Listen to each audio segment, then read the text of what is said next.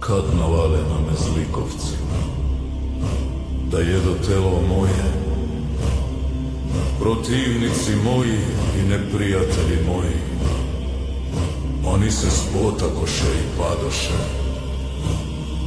Ako se podigne na me vojska, srce se moje neće uplašiti. Ako se protiv mene zarati, i tada se uzdam.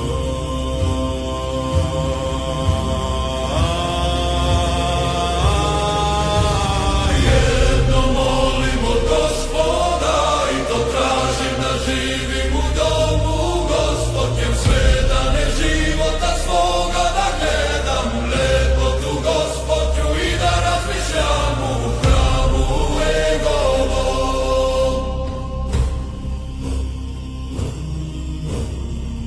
Jer će me sakriti u stanu svome u dan nevolje, sklonit će me u zaklon šatora svoga, na kamen će me podići.